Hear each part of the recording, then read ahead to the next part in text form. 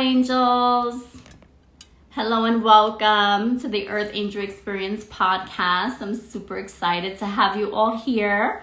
I'm just waiting for our lovely guest, Sara-Chana Silverstein. Hello. Hi, everyone that's tuning in.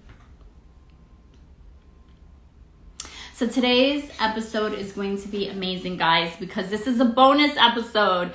So this is a bonus episode to the Earth Angel Experience podcast. Hi, Karen. Thank you for tuning in. Let me send you a little wave.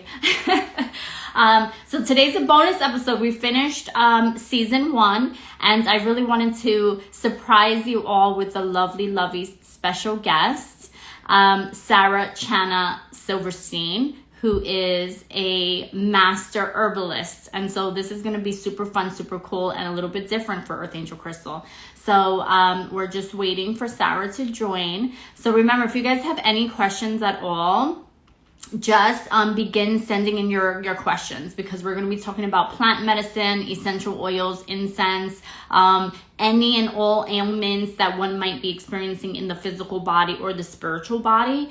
This is going to be an opportunity for you guys to just ask your questions to Sara and to myself. So let's see. I see people trying to tune in and inviting. There we go. I see Sara. Invites. So Sara, I just sent you the invite. So excited.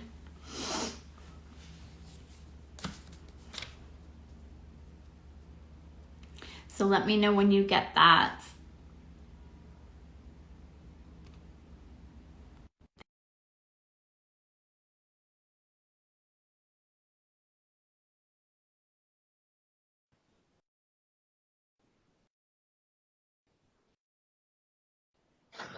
Hi. There Hi. we go. Hello. Good. I'm Sara, doing how well. are you? Great to see you. Good. Sorry for the Oh, delay. it's so great to see you. Oh, it's okay. It's all good. I just want to welcome everyone again for tuning in and joining. We're so excited to have you here. So for those of you who are new to the Earth Angel Experience podcast, my name is Daisy. And usually my podcasts are geared towards interviewing those in the spiritual aspects of self. So I interview lots of mediums, lots of psychics, lots of energy workers and healers. And for today's bonus episode, I actually wanted to do something very special. I wanted to interview a master herbalist, someone who is world renowned, someone who is, I love you, someone who works with all aspects of the physical self, but also is very in tune with medicinal properties of plant medicine, incense, oils, all these lovely things that will help aid and facilitate healing in the physical body. So why I wanted to do this bonus episode with Sara-Chana Silverstein, who's here with us. Thank you so much, Daisy. Of course, my love, is because Sara, I really wanted us to begin the conversation of merging the two. So merging the physical aspects of oneself with the spiritual aspect. And so I know you work primarily with the physical body, and I work primarily with the energetic body. However, I feel and believe that there's a merge of the two, because I believe that we are spiritual beings living in a physical world, a physical existence. And so working and developing one's spirituality, but including and incorporating the physical senses, they go together. So mental, emotional, physical, and spiritual. And so I wanted to have you on to just get your expert opinion, your tools and tips of the trade as to what people should have at home, and yes, and your opinion on all things that we're going to speak about. Thank you, Daisy. And I want to begin by telling you one of my first experiences. I did a 5-year classical homeopathic program, 3-year herbal apprentice. I'm also an international board certified lactation consultant doing over 2,500 clinical hours. So I was first trained as a lactation consultant very much in the physical. We need to get the baby on the breast, transferring milk, gaining weight, and stooling.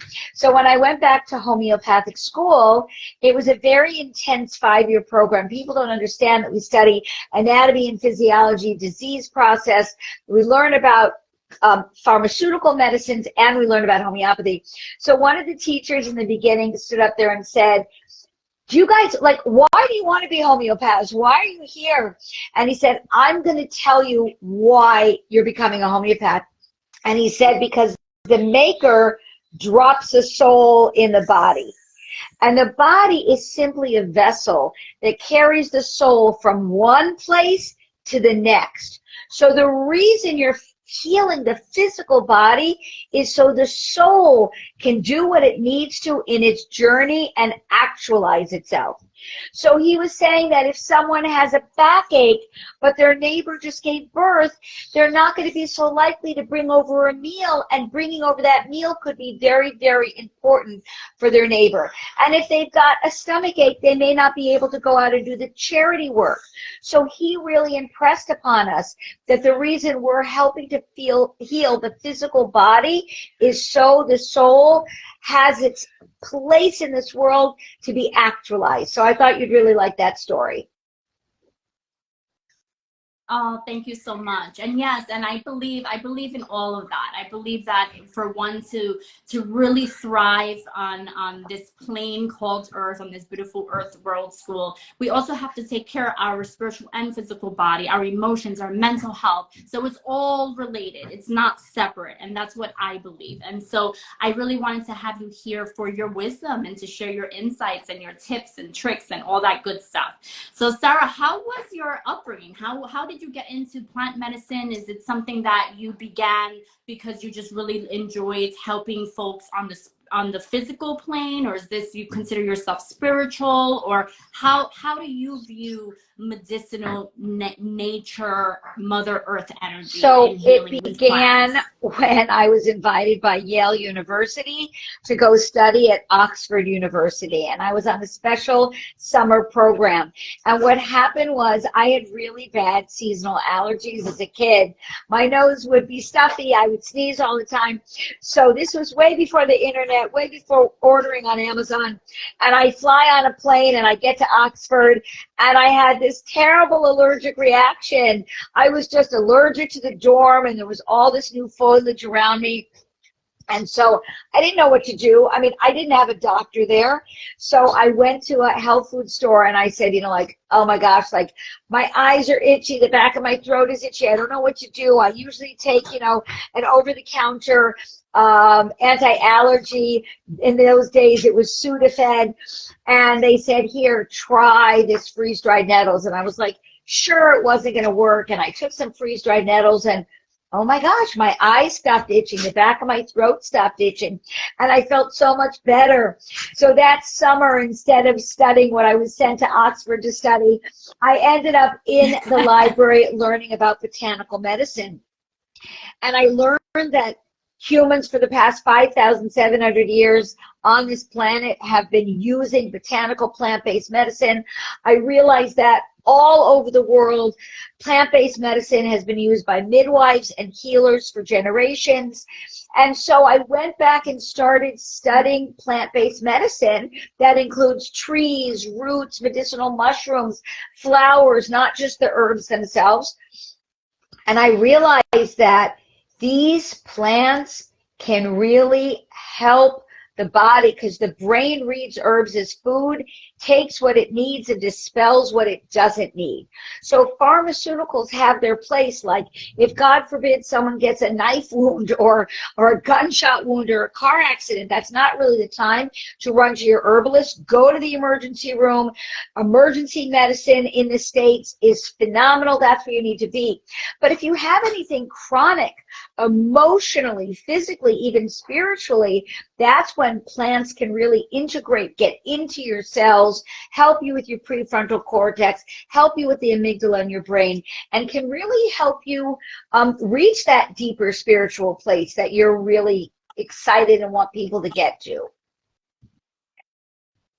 That's amazing. I love that. And thank you for sharing that, because I agree with everything you said there. So I have, in today's podcast, I would like to focus on the energy centers of the body. So for me, they're referred to as chakras. I believe that we have many more than 7 chakras, though the Western culture, Western civilization views 7 main ones. So we'll just focus on the 7 for today. But Sarah, how would you say that the benefits in general, just as you were just saying with plant medicine, working with the mental aspects, with cells in the body, when it comes to the crown chakra or the 7th chakra, the higher chakra that's just above our head, or the pineal gland that's associated with it, for those people, let's say, that are super feeling as if they're mentally blocked, or feeling as if they just need that peace and clarity mentally, there's just a lot of noise going on, there's a lot of pain and suffering in the world, or they just feel blocked in that sense, what plant medicines, or what would you recommend for just aiding and facilitating mental clarity and just calming energy in that energy holy center? basil has been used in India for generations. Holy basil is a safe herb. You can take it in either tea form.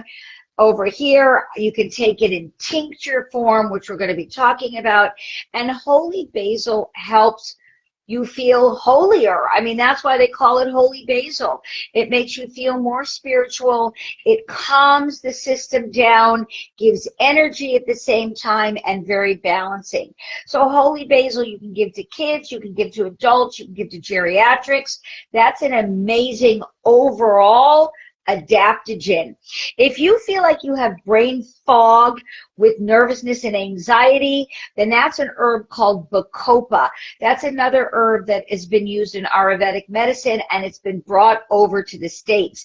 Bacopa helps bring blood flow to the brain and above, helps with clarity and with that anxiety. And the third herb that I would mention is an herb called rosemary. Rosemary is very inexpensive, very easy to grow. It withstands cold winters.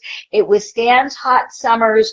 And rosemary really helps bring blood flow up to the brain, the tips of the fingers, the tips of our toes. As the weather starts to get cooler in lots of places around the country and internationally, it really helps heat up the system and bring blood to the brain. So out of these 3, holy basil is the most spiritual, but bacopa and rosemary can help you become more spiritual if you have less brain fog. And I love that, because I personally love to burn rosemary. I feel that just burning it and the smell has just a very calming, energetic, therapeutic feel of safety, protection, but also clarity, mental clarity. We did receive a question that says from Mary 0255, is it safe for breastfeeding? Yeah. So as an international board certified lactation consultant, and I want to let you know, I think her name was Mary, and other people, that if you go to my website, Sara-Chana.com, I have a lot of free handouts there, and I have a couple on breastfeeding and herbs, which you might really appreciate. You can just either keep it on your laptop, print it, or put it on your refrigerator. Rosemary is totally safe while breastfeeding. So is bacopa, and so is holy basil. Most herbs that we're going to discuss today are safe while breastfeeding. There are some poisonous herbs, well, not poisonous, or herbs that can potentially be toxic for the body, but we're not going to discuss those, and you really have to be with a master herbalist to understand when and how to use those. So everything we're going to be discussing today is safe while breastfeeding. And thank you.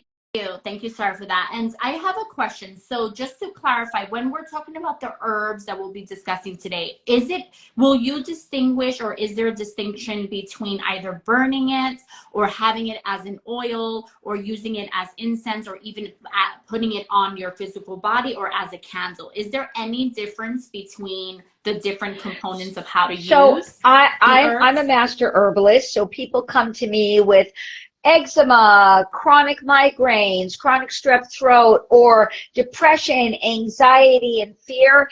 And I tend to use herbs more internally in tincture form. So this is how you make a tincture, a very quick example. So we take an herb. This is rose petals. All roses are edible.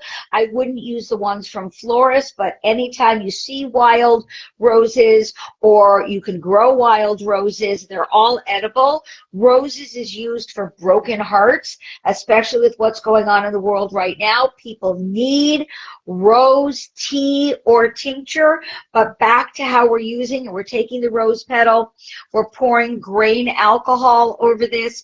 I like to make my herbs in grain alcohol. If you're part of Alcoholics Anonymous, you can use these herbs in a glycerite, a plant-based glycerite, but I like grain alcohol because it really breaks down the components of the plant. And then we have a tincture like this. You pull up the tincture. Let me see if I can open this one. Yeah, and you pull it up, and this is what your tincture looks like. And I just take a shot glass, shoot it in there, add a little bit of juice or water, and I make quick, down it like vodka. Because the second the herbs go into your body, herbs go to where you need them. Like if you're having a chronic sinus infection, the herbs are going to feel where they need to go and go right to that spot. So I like to do it quick and fast. I tease my clients all the time. You can take your tincture, stick it in your bra. Nobody has to know that it's there. You can put it in your backpack. You can put it in a briefcase. So I find, at least in my culture, I practice in New York and in LA, people are kind of type A personality, running around doing too many things at the same time. So I like herbs in tincture form. I do like them in tea form. So I have an example here. I have this gorgeous teapot. It's got a filter on the inside. You fill the filter up with different plant-based medicine. Pour hot water. You can add honey, sweeten it however you want. And then you have a tea either on your desk, in your kitchen, and you can sip it throughout the day. So that's the main two forms that I find really work medicinally and really heal the body. I also like essential oils to breathe in, and we can get a lot of medicinal properties through an incense or an essential oil. Oh, that's great. Because it depends also on the season for me. Like, for example, for me, I love to inhale essential oils like eucalyptus, like especially now that the season starts changing, or thyme, or those that are really good for the upper respiratory body functions. That's our tree medicine. Sorry to interrupt. That's our cypress. That's our pine, spruce, eucalyptus. That's really using tree medicine. And you see that in the fall and winter, these trees still stay green, and they're available to us for all fall and winter.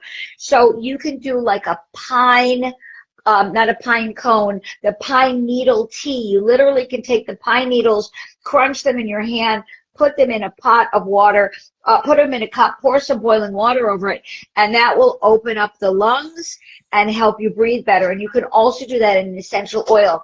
I do want to say that essential oil should never be taken internally. There's a lot of really fake news, false news. There's a couple herbal companies that are really injuring adults and children, and that's to tell them to take it internally. You should never, ever take an essential oil internally. During the last pandemic, a lot of people were taking essential oils internally. They ended up in the ER, burning their esophagus and getting ulcers in their stomach. So essential oils, you can, some of them you can put neat on your hand, like rosemary, breathe it in, and or you can use it in a diffuser. Other oils must be diluted, and you can apply them topically, but never, ever. If someone tells you to take an essential oil internally, they are not well educated. They are not master essential aromatherapists, and they really, it's so dangerous. Thank you. And in terms of having carrier oils, what would you recommend? So let's say if someone wants to actually put some on them, and it's really just a few dots, right? A little droplets on the body, or how would you recommend if they actually like So to wear essential it oils? What would be depends a on great carrier your for them? finances. Do you know what I mean? Like if you don't have a lot of money, you could just take a lotion you have in your house, put 2 drops of essential oil, rub it into your hands. Hold on. Bless you. There we go. And I'm not even breathing in oils. Ooh. Or you can use a jojoba oil, or I like almond oil. I like olive oil. I really like to use the oils that we can then eat internally. So that's why I'm a fan of olive and almond oil. You can put a couple drops of the oil here, add an essential oil, and wear it throughout the day. Or you can get a body massage. If you have sore muscles, you can actually do a dandelion leaf oil, which is a herb infused in olive oil, and you could put 2 drops of St. John's wort in there for pain. You could put in peppermint, which is cooling. You could put in sandalwood, which is relaxing. So there's a lot of ways to use essential oils topically. Oh, I love that. And I definitely have a whole bunch. Yes. All different kinds. I just love the scent of it. So thank you for that. So Sarah, I actually wanted to talk about what do you feel about the healing properties of those who like to burn sage? So in terms of a lot of people believe that burning plant medicine is also really good for cleansing and clearing the environment, but also cleansing and clearing one's energy or one's aura. So what do you feel about either burning eucalyptus or rosemary or sage or any of those types of cleansing energy? So we use a lot of oils. I'm sorry, a lot of plants that we burn, like mullein leaf, for instance. The leaves, we dry them, and in the winter, if you get a cough, you can actually burn it and inhale it. We usually think of smoke as not being healing, but there are a lot of plants that we do actually help heal the lungs. And sage has been used for generations. I mean, people think that sage is like a really new discovery. We know Native Americans have used sage, many cultures, and I'm a Jewish woman. And I know that people don't think of Jewish heritage with herbs, but we used to have the Holy Temple in Jerusalem, and there we had a table called a mizbeach where we burnt essential oils and plants, and this is thousands of years ago. I mean, we have proof of this. So part of my Jewish tradition was burning plants like sage and essential oils as part of our spiritual and religious practice. So as Jews dispersed and went around the world, your old Russian great-grandmother used to take sage, make it in a bundle, and whenever they moved to a new house, they used to take the sage, especially in the corners and around the house. They felt that it would dispel any demons or bad spirits and bring good energy into the world. So even as a modern woman, we know that sage has been used for generations to purify, cleanse the air, bring in good energy, and get rid of all that bad energy, because we have a word called ayin hara, and the word ayin hara is bad energy. So we know people can have bad energy, homes can have bad energy, things can have bad energy. So thank God we have sage to come in and kind of dispel that negative energy. I love that. And so what do you feel about those people that are also into the lavender? So a lot of people believe once they cleanse their physical environment and they also feel uplifted energetically, they like to either burn or have essential oils or scented candles that are lavender. What does lavender do to the body, the physical body, and possibly So even the lavender is spiritual so body? interesting because it's so popular now as an essential oil. Because in clinical studies, it shows that it can really help people fall asleep and get into a deeper sleep. Here's some lavender. So we love it in essential oils. You can dilute that and put that on topically. We use it for many, many reasons. But lavender as a tea or a tincture is not so popular these days, but it's phenomenal for stuck sadness. So you can make a cup of lavender tea, add some honey, excuse me, some sweetener. You could have it in tincture form. So if you feel sad, but you know you need to move on, that's when you include lavender in your life. In tea form, inside your body. Let's say a relationship ended and you did not want it to end. That's a time to take lavender. Or 3 years ago on a Tuesday, you lost a job, you got fired, and you really love that job. So having lavender inside your body will help you move that stuck sadness. So it's a very important herb in our materia medica. Lavender essential oil and lavender flowers for internal use. That's great, because I do associated that with lots of heart chakra healing. So that's the energy center that's right in our heart, but also really good for the environmental uplifting. It's just a happier, gentle sense. I actually like to drink lavender with chamomile. So why is it that chamomile and lavender are just so powerful but gentle? So the only alert with chamomile is that if you have a ragweed allergy, not just allergies in the spring, but there are specific, excuse me, ragweed allergies. People that have that can have a sensitivity, hold on, to chamomile. So I do like to have that as a warning.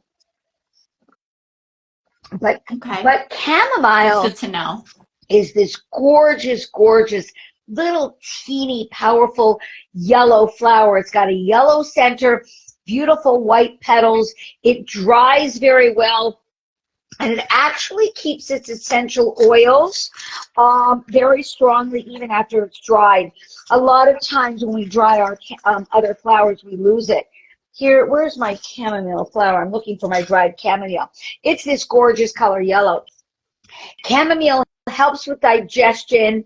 It's calm and soothing to the central nervous system and your stomach, and especially people that feel their agitation and fear in their stomach are going to benefit from chamomile. As you know, in the different chakras, sometimes people up in their head is where they feel agitation, other people in their heart, other people in their stomach, and other people in their limbs. So chamomile mixed with lavender is going to help the stomach calm down and be soothed, and lavender is for that heart area. So it's a gorgeous combination. Thank you for that. And we received a question. One of the questions we received was, what, when people have been prescribed medicine, let's say medicine for anxiety or for overactive or ADHD, and they no longer want to be on those types of medicines, is there something that you would recommend that's more gentler, more natural, that would help with anxiety and stress? That person can reach out to me at Sara-Chana.com, because everybody's an individual. So what may work for one person with ADD may not work for another person with ADD. So herbs are very specific to whether you're a heavy person or a thin person or a hot person or a cold person or like spicy food or sweet food. So that's why there's no easy answer. And one thing we don't like is to say, I'm not going to take Ativan, but I'm going to take Skullcap. Now, Ativan is an anti-anxiety medicine, works within 20 minutes. Skullcap is an anti-anxiety herb, which works within 20 minutes. Ativan lasts longer in the system than Skullcap. So the truth is, when we're working with people with anxiety, and that's the time to really see a master herbalist, yes, we can replace, of course, we're not MDs, so you have to speak to your doctor, and I'm not allowed to legally take people off medication. Right. But let's say they got an okay from their doctor, and they want to start to cut down on their Ativan, we can replace it with Skullcap. But again, and it works beautifully. Skullcap is for anxiety, stress, nervousness. You feel it in your stomach. You can feel it in your heart. You can feel it in your entire body. Skullcap is one of my favorite anti-anxiety herbs. But because we do mind, body, spirit in homeopathy and herbs, it's very important to know that just taking Skullcap but having a crappy relationship is not great. Taking Skullcap but hating your house or your environment is not a good combination. So when you work with an herbalist, we have to create the environment also, because Samuel Hahnemann, who was the man that brought homeopathy into the world as we know it, said, if someone comes to you with a terrible lung infection, they really can't breathe, they have a terrible cough, you could give them an amazing homeopathic remedy. But if they're living in a damp, moldy basement, it's going to come right back. And this was in the late 1800s, and he was telling us this amazing mind-body connection where we really have to maybe tweak the environment when we're giving an herb, tweak the environment when we're giving a remedy. Great. Thank you so much for that. That's right. It's like a lot of the people that come see me for spiritual energy work, I have to, when I'm in my consultations, if they're saying, I need a change, I need my heart chakra to just energetically feel lighter and just feel more at peace, but then they're going back home to a relationship that's not conducive to that, it doesn't work. So you have to make sure that whatever, it's like when you're manifesting, whatever it is that you're trying to do on a throat chakra level, we're trying to manifest that, our actions are also involved with that as well, just as Sarah said, in terms of the medicinal healing properties of the medicine. We want to make sure that our environment is conducive to the healing that we're trying to bring forth. So thank you for that. So it's interesting. So, because you had mentioned for anxiety, but what about St. John's wort? Because I hear about St. John's wort all the time. Is that also really good for anxiety? Because I know a lot of people use that for protection, negative energy as well, in that to feeling just lighter and more energetically protected. St. John's wort is a very interesting plant. I don't use it for anxiety. I will tell you what I use it for.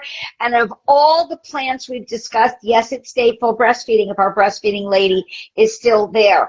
But it can be contraindicated with certain medications. So a lot of our psychotropic drugs do not do well with St. John's wort.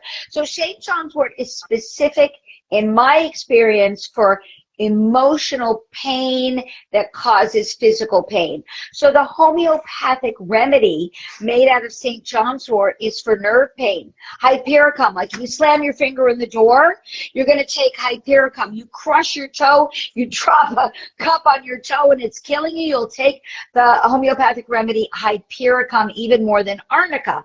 So it's depression that pains you more than anxiety, because some people can get depressed and they overeat. Some people get depressed and they don't eat at all. Some people get depressed and they want to sleep all the time, and some people get depressed and they have insomnia, right? So the term depression doesn't really identify what the problem is. So I would say that for a depression that you physically feel in your body, that's when St. John's wort shines. And I use it topically for muscle pain also. So if you are going to get a deep tissue massage, you can buy some St. John's wort oil, not as an essential oil. What you do is we take the plant St. John's wort, which has these gorgeous yellow flowers. St. John's wort can also bring light into your life.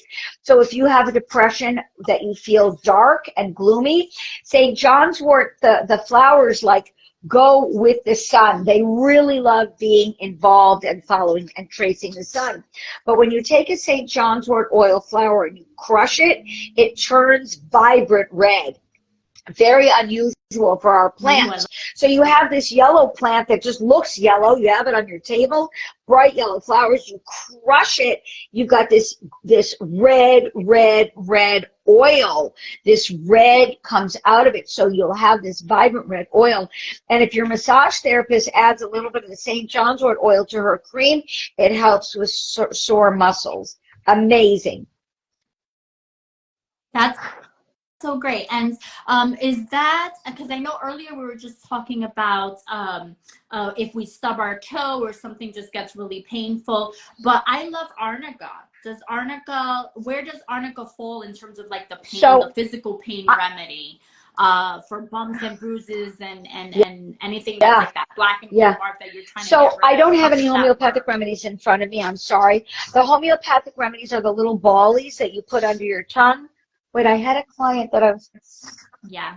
They look like little pellets. Yeah. And they're usually really I had them on my table here, but I must have tried to clean up. So homeopathy are the little vials that you put from the bottle into the cap and you put it under your tongue and let it dissolve. So arnica is for any pain or bruising.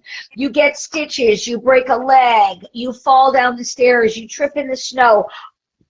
Arnica, arnica, arnica. Everybody should have a little vial of arnica with them at all times. So arnica is what you take immediately for the pain, for the bruising, for the broken bones. Hypericum is specific for crush injuries. So you could take arnica the first 2 days and then switch over to hypericum, which is a homeopathic remedy, and that really helps with any kind of pressure injury, as opposed to arnica could be even, you cut yourself shaving, you can take arnica. But anytime there's a pressure pain, that's when we use hypericum. And if I could just throw out right now, if you don't mind, Daisy, I have a monthly workshop called Moodtopia Academy, and people can DM me or go to my website. And every single month we have 2 workshops on Zoom where we learn about the 15 most important homeopathic remedies. Or I just did an amazing workshop on clay, mud, and poultices, and we talked about the history of using herbs topically. So anybody that wants to learn about this more in depth, my Moodtopia Academy is only $19 a month just to cover my people that help me from behind the scenes. And it's a really wonderful program for people that want to really learn how to bring botanical medicine into their lives. Oh, thank you. And I think that's really helpful because I think everyone should have their own set of homeopathic remedies or even plants at home. What plants do you have at home? What are your favorite plants? Like, which plants do you keep in your bedroom or by your kitchen table? So I'm in Brooklyn, New York. So, I don't have a big backyard or front yard. So I have a lot of bamboo in water around my house. I have a lot of philodendron and spider plants and rubber plants to clean the environment, because being in Brooklyn, there's just so much exhaust from the cars. So I have a lot of house plants. Here's one of my plants that are next to me just to clean the environment. And then, of course, because I'm an herbalist, I have all kinds of herbs, essential oils, and homeopathy. But I do have plants in every single one of my rooms to clean the environment. That's awesome. And so is there any suggestions you have when people are feeling low energy? So they're just super low energy. They've already tried the incensing, they've tried the saging, they have the plants, but maybe they are going through bouts of depression or anxiety, but they're just tired. They feel tired. They feel tired with work. They feel tired with this everyday living here. So much in the news going on nowadays, but also just so much stimulation.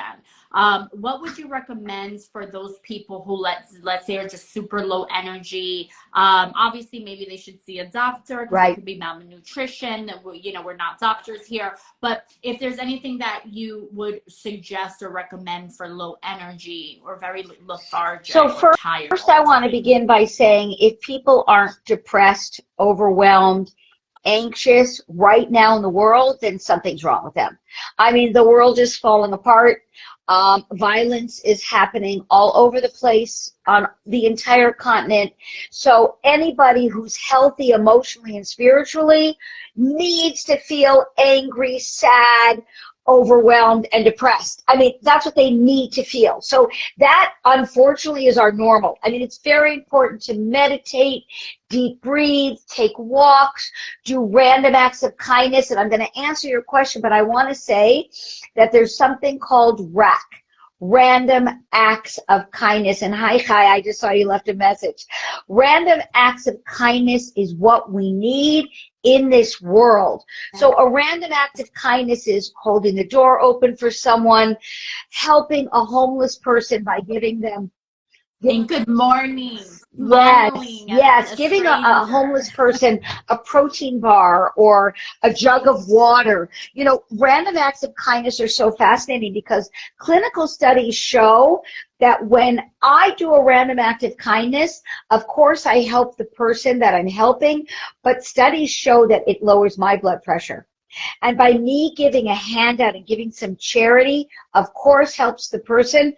But clinical studies show that people that do RAC, random acts of kindness, actually live longer. So I think right now, during this time of stress, anxiety, overwhelm, just smiling, telling a joke to someone so someone else can laugh, giving someone a foot massage, any kind of random acts of kindness is very important. Only the foot massage if they want it. If they want it, go for it. You can't go to a stranger in the street and say, by the way, can you take your shoe off? I think you need a foot massage. I mean, some people would love it and other people would think you were out of your mind, right? But going back to your original question, because I'm always going to divert a bit. So if you feel low energy, it's very important to have protein 3 times a day, whether it's plant-based, legume-based, or animal-based, because we as human beings need to rejuvenate our system many times throughout the day. It's really controversial whether fasting is really the way to go right now, because we need the energy for our legs and our feet and our heart, our energy. So I'm a big advocate of protein 3 times a day. The other thing is, though, plants. So there's an herb called rhodiola.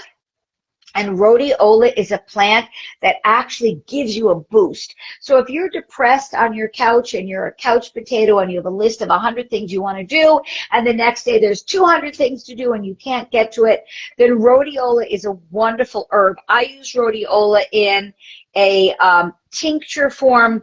I don't suggest people take it too late in the day, because it is an herb that has a stimulant in it, not like a cup of coffee, just a little bit of a boost. And then we do have all our ginsengs. We have Siberian ginseng, we have American ginseng, we have red ginseng, and these ginsengs need to be taken in small amounts, and they can really give energy to your body. So if you're running a marathon, I'd say get some red ginseng. If you have to speak publicly, I would say that you can take an herb in the ginseng family like rhodiola. You can also take an herb called ashwagandha. So these ginsengs can really help us. Rhodiola is not a ginseng, but the ginseng herbs are amazing. And it's interesting because I feel that when I take ginseng, I get it's a stimulant. Yeah. So I love ginseng. It definitely gives you energy. I just feel that for me, it's just too strong. There's certain ones that I just know that I can't take, and ginseng is definitely one of them. But I know a lot of people who do take it and they're fine, and they feel that their energy is back and they're more vibrant and just filled with life. Ginseng is not. It's not for everyone. Sarah, I agree. Yeah. Yes. And Sarah, I agree. I feel that just with everything going on in the world, you know, sometimes something as simple as just saying good morning to someone or opening the door for someone, putting a smile on your face is healing medicine for someone else. So we don't know what other people are going through. And, you know, it's not to justify anyone's ill behavior towards one, but there's lots of pain and suffering that's going on in the world right now. So even just being a bright light for someone else's dark days, just a thank you or hello or good morning or good night could really mean or a even lot complimenting their shirt. You know, sometimes I'll see someone that's really well dressed and you could tell they put effort into it, and like I leave and I go, you know, I should have told them, like, not for their ego, but just because it's so pretty. Sometimes the clothing of a man or a woman is just so aesthetically pleasing that going over to them and say, wow, you know, even I love your nail polish color, or wow, the way you put those 2 different blues together. And I think it's really important in this time to do that, because as you said, you have no idea what people are going through. In my community, we've had so much death, and you're not going to meet a friend of mine that doesn't know someone that was killed. So everybody is sad and depressed and overwhelmed. And, you know, if they're trying their best to keep it together and show up and be teachers, be policemen, you know, show up, be a crossing guard, I think it's very important to take time to compliment them. I want real compliments, not, you know, fake ones, but real compliments can really help people right now. Yes, thank you. We have a question that came in from Corey. Are there any herbs that help with hormonal hair loss? I hear about rosemary, but there are any. So I any see a others? question that says, Sarah, do you have a podcast or a YouTube? Yeah, you can Google Sara-Chana Silverstein and go on my website, Sara-Chana.com. And I have tons and tons of podcasts and a lot of classes and free handouts. So there's a lot of really good information there. So here's the bottom line, Daisy. If I had a cure for hormonal hair loss, I would be a multi-billionaire, and I would not be here today with you, Daisy. I would be on some cruise ship or hiking somewhere. You know what I mean? So the answer is sadly no. No, there is nobody that really has discovered. There's not an herb or essential oil that really helps with hormonal hair loss. Tragic. Now, that doesn't mean that we don't have herbs that can help regulate and modulate hormonal flares. Like if women feel exhausted before their cycle, there's herbs they can take. If they're grumpy emotionally, and men need this herb too, because they don't think they're cycling monthly, but sometimes these guys are cycling daily, in my opinion. There's an herb called motherwort. Motherwort helps when you feel like there's a black cloud around you. There's a black cloud everywhere, and like things are okay. You have a good job. You have a good partner. Things are going well, and you're still feeling dark and gloomy, and that can be hormonal. So there's an herb called motherwort, and I feel like everybody should have motherwort in their house. Hello, firm reporter. Awesome. Thank Been you a for long that. time. Hello. Yeah. Everyone, so many wonderful souls are joining in. Thank you guys so much. We're here with Sarah. We're here with myself, Daisy from Earth Angel Crystal. So Sarah, I want to now go and start working with the root chakra with grounding. So for those people who are feeling not grounded, now the weather's starting to get cold. I'm in Long Island City. You're in Brooklyn. Sure, of course, neighbors. I'm going to come visit yes, you. of course, I'd love you. to. So now it's hard. I like grounding. I like taking off my shoes, walking on Mother Earth. I like hugging trees. I like going to the water right here in Long Island City. But now that the weather's getting colder, what are good grounding, either inhalants like incense or oils that you would recommend? Just to feel so that folks are feeling more centered and more together with themselves. The root plants are what help ground us because they're the roots, and we need roots in our body. The root system underneath Brooklyn and Long Island and Queens is unbelievable. Certain roots of plants go down, certain roots of plants go out to the side, certain roots of plants, actually you can see them at the Brooklyn Botanical Gardens around the Japanese water garden. They actually go down in the ground and then they come up out of the earth. So any kind of root, we can use burdock root, we can use dandelion root. When you make a tea out of the root, you've got to bring it to a boil and simmer it for about a half hour to really break it down, or you can take it in tincture. So all these root herbs really help ground us. And right now, as we're turning to the fall, the plants and the vegetables that grow now tend to be orange. They tend to be pumpkins. They are butternut squash. And I'm actually this Wednesday doing an hour workshop on orange vegetables, orange plants, orange crystals, orange essential oils, because this is the time of orange. When we enter the fall, all the leaves turn a yellow, red, or orange. We just saw a sunset last night as we were driving, and the sky was this dark black, blue, and orange. It was spectacular. So this is the orange season. And we were asking about how to root yourself. So when you eat a pumpkin or a butternut squash or an acorn squash, they have what is called carotenoids, vitamin A and beta carotene, which really helps with night vision. So soon we're going to be changing our clocks. It's going to get darker sooner. And we live in cities. I mean, you and I I live in cities where there's a lot of bright lights, but when you're out in the country, it gets dark by 4 o'clock. You really need that night vision, and that's what all of our orange vegetables and plants are going to do. They're not going to change our prescription. It's not like you're going to all of a sudden not need glasses. So when our ancestors said, eat carrots, it's good for your eyes, you're like, but Grandma, I still need glasses. And the answer is, we're not changing that, but it definitely sharpens that night vision when we're driving or when we're walking down the street. And also, these orange vegetables have fat-soluble antioxidants. We have in the spring and the summer vegetables and fruits that grow that are water soluble because you perspire a lot. So they're in your body, you perspire them out, and you have to take them in. But these fat-soluble antioxidants stay in our body, keep us warmer, and keep us stronger as it's colder outside, which is super fascinating. That's great. And I also believe in color therapy. So just even wearing the color, I feel like, especially as it starts getting dark out, and a lot of people like to wear black, especially in New York. I find it so hard to wear black all the time, only because it's like I need color. I need that feeling of vibrancy and lightness. And so I believe in color therapy. I work with the chakras, the energy centers of the body. And so, yes, so orange, I'm totally feeling, especially now that it's Halloween season, guys. So, so it's all good.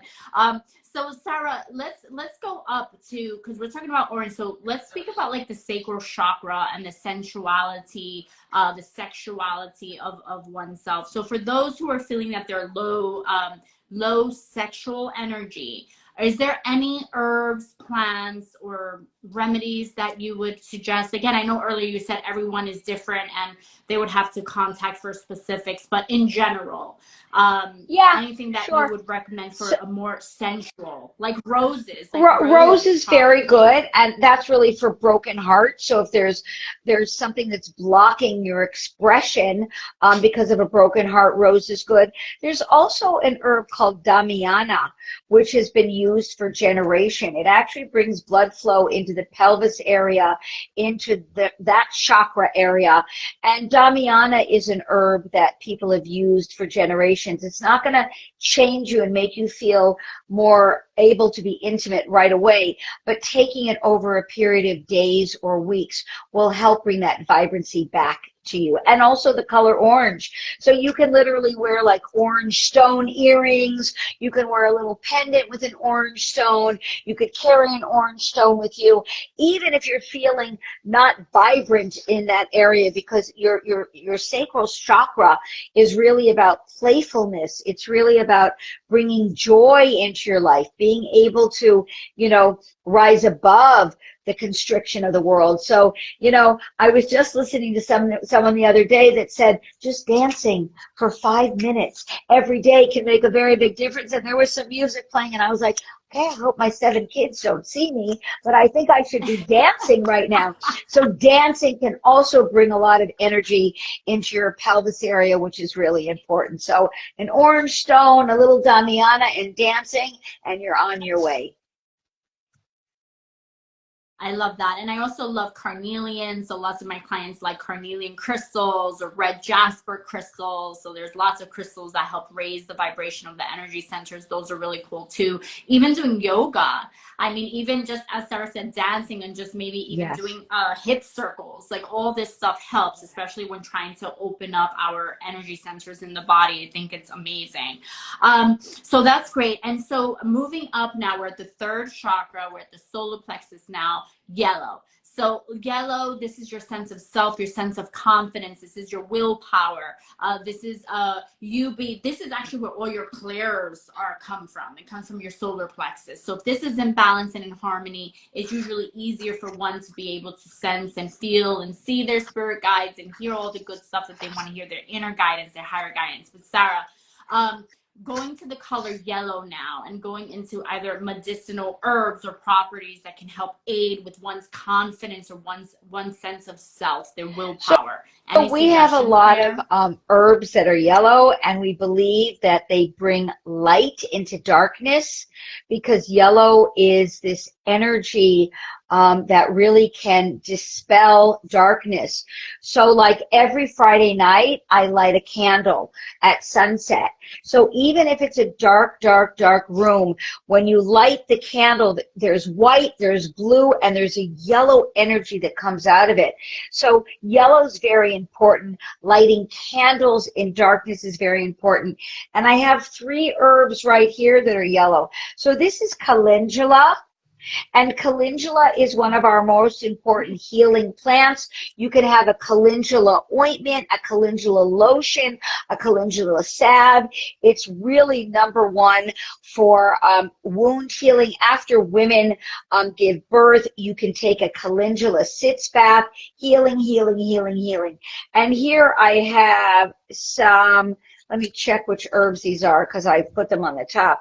Oh, this is barberry, which is very fascinating, and elderflower. So elderflower is the flower before the berry comes out. So we use elderberry, which is high in vitamin C and antiviral. But the elderflower is a beautiful white to yellow flower. But when you dry it, it becomes very yellow. Elderflower is a natural antihistamine. If you have a cold or sinus or any congestion in this area, elderflower. And barberry really helps. Look at that yellow. Barberry is also golden seal. I'm sure you've seen the herb golden seal before.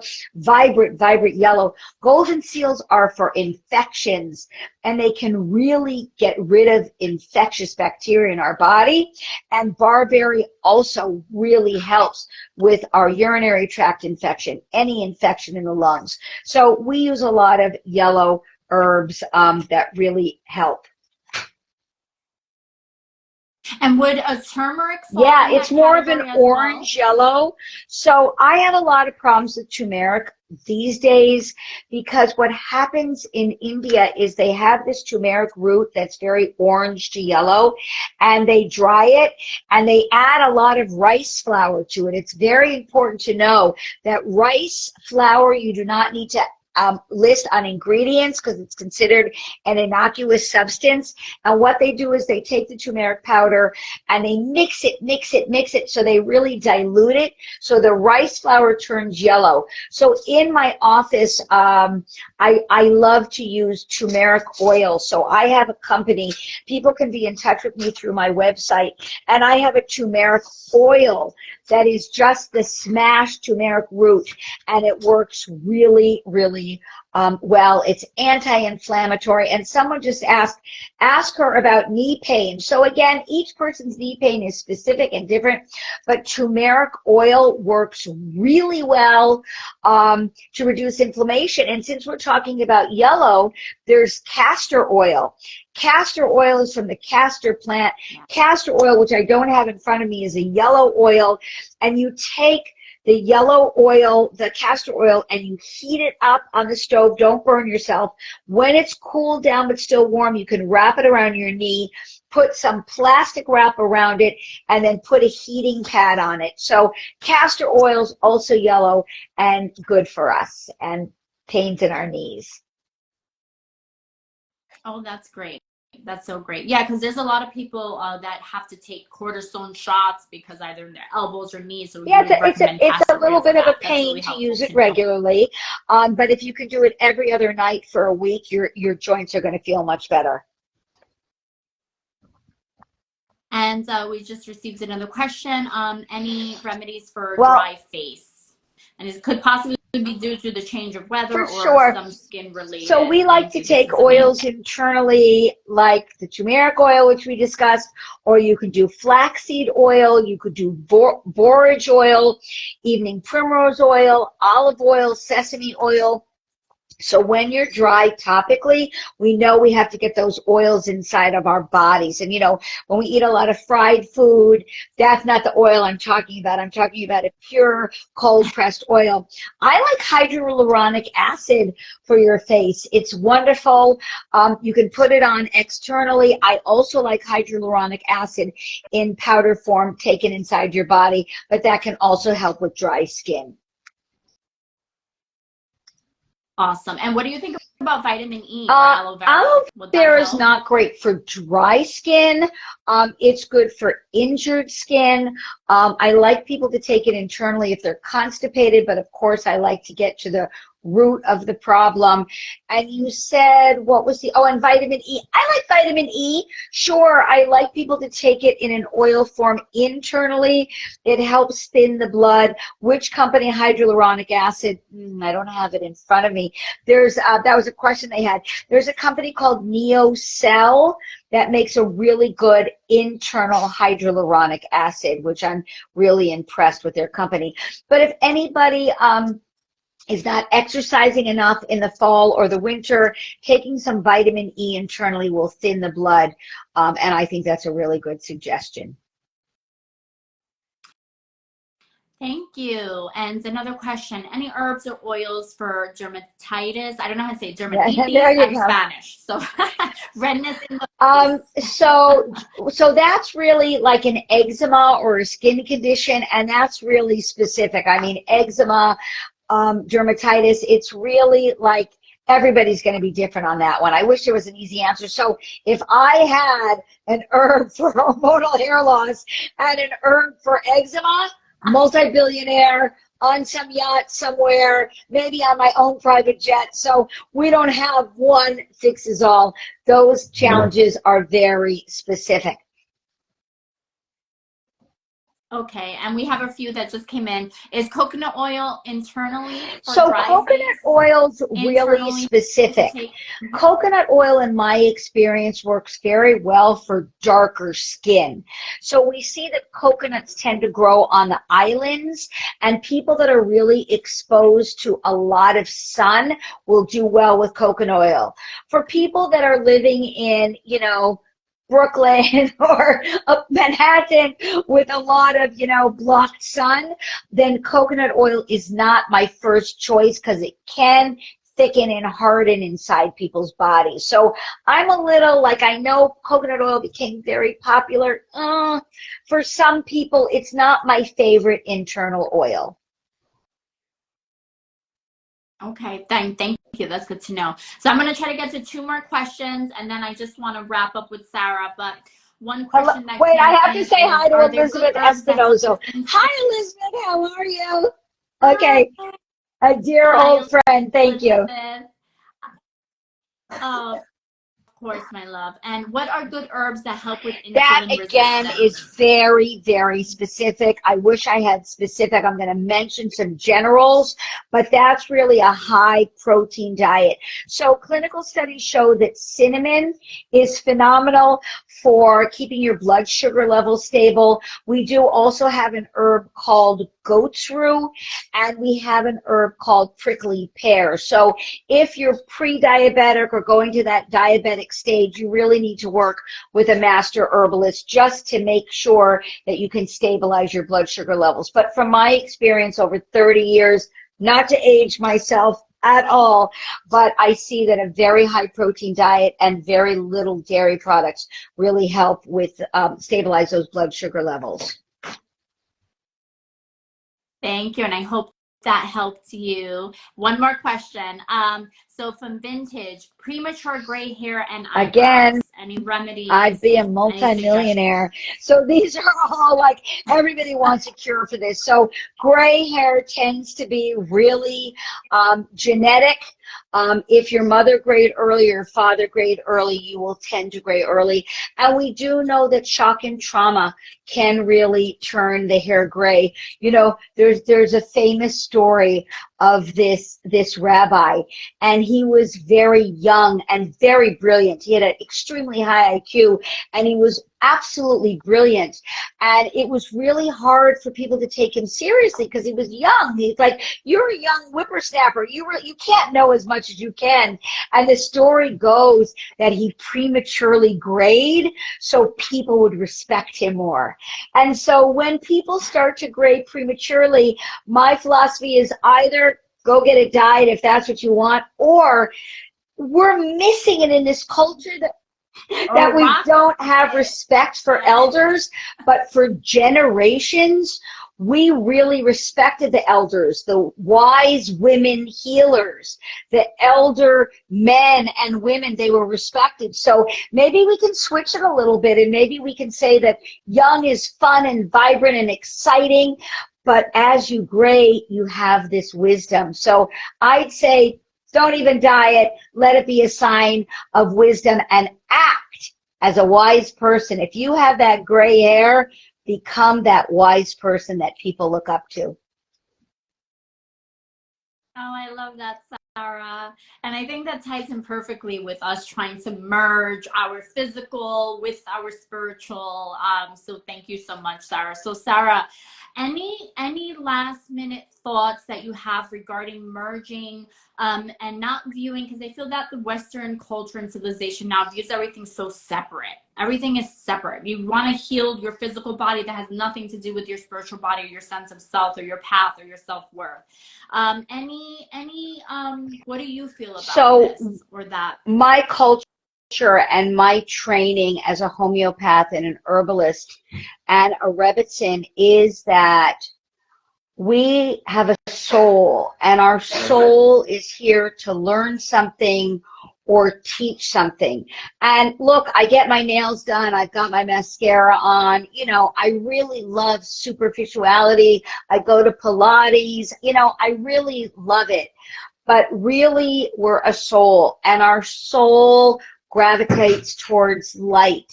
So we really need to foster our soul and really, you know, become soul sisters and soul people.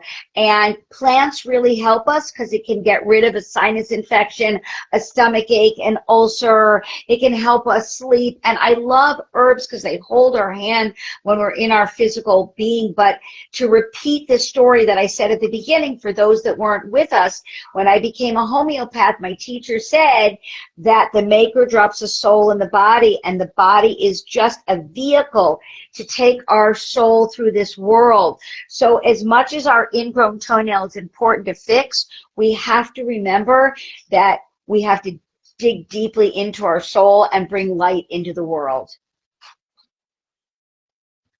Thank you so much, Sarah. Thank you guys all for tuning in and joining. And of course, you're more than welcome to reach out to Sarah directly. You can reach out to her and find her at Sara-Chana.com. She's also on Instagram at Sara-Chana S. So you can find her there. I'm Daisy. You can find me at daisy.earthangelcrystal. So follow us, like us. And Sarah, where can they find you on YouTube? So if you follow me on Instagram, I've been a little lax with this crazy week, but I like to put up little 1-minute videos. That's Sara-Chana S. SarachanaS. You can follow me and you can direct message me.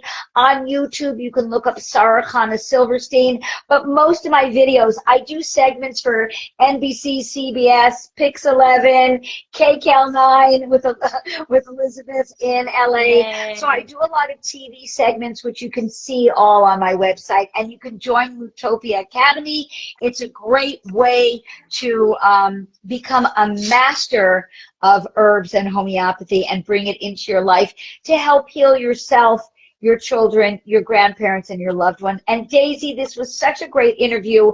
I really want to thank you for reaching out to me. I want to encourage you to continue your amazing work and bring light into this world of darkness. And I really applaud you for doing that. Thank you so much, my love. And we're going to go out for coffee. Absolutely. So we'll and thank you for everyone who joined. But thank you, everyone. And thank you. Yes, thank you, everyone, to join. And thank you, Sarah, for your light, your love, your wisdom, and for your generosity for wanting to be on the Earth Angel Experience podcast to share your wisdom and light with the world. So thank you. I'm honored. Thank you. All the best. And thank you for all that joined us. Hi, Chaya. Wonderful. See you all soon. Thank you so much. Bye, everyone.